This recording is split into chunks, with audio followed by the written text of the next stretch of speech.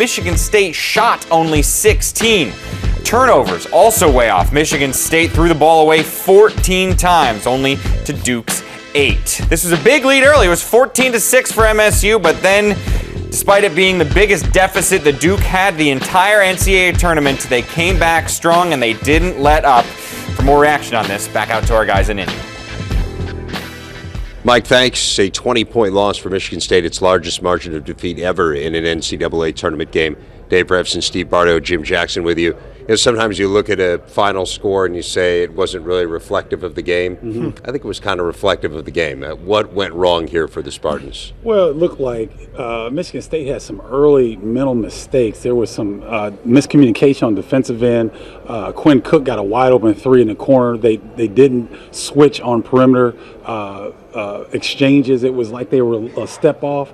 But give Duke credit because they were outstanding getting to the paint. They scored 42 points in the paint, Jim. Almost a mirror image of the first game in a couple categories. I mean, the battle of the turnovers. Duke was able to win that in the first game, and they won it in this game. 14 turnovers for Michigan State, 8 for Duke. Battle of the free throw line. The first game, 26 free throws to 10 for Duke. In this game, 37 free throws compared to what Michigan State was able to shoot.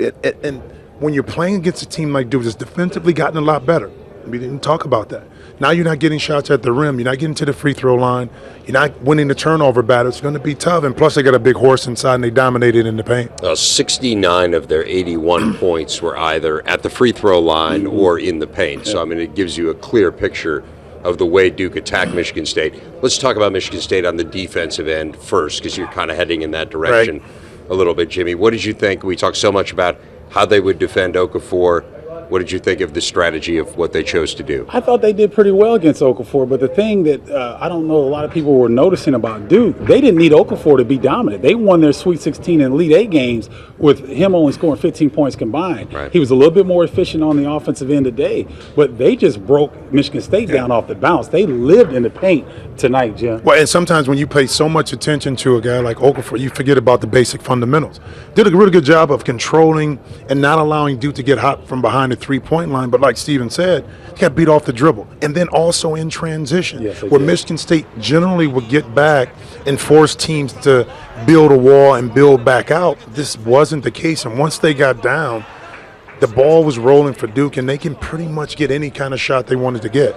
We've talked about the youth of this Duke team, but it's an impressive group of young guys, no doubt. I mean, I think to me that's the biggest takeaway, other than, hey, Michigan State, it's remarkable that this group made it to this point. It is a testament to the belief that Tom Izzo had in the group and the belief that they had it in themselves to get here. But I think the other big takeaway is, man, Duke's awfully good. I mean, that was a really good team we watched. No doubt about it. Much better. And I think Okafor and Winslow are lottery picks. So you got 2 lottery picks. Tyus Jones is going to be a first-round draft pick at some point. They are a better team today than Michigan State was. And sometimes, no matter what the game plan is, talent overrides a very good game plan, especially talent that's focused in and they execute. And that's what we saw tonight with this Duke team. Duke now 34-0 all-time in NCAA tournament games as a 1 seed facing a team seeded 6th or worse. Mike Krzyzewski 1 step closer to what would be his 5th ever national championship. Let's send it back to Chicago.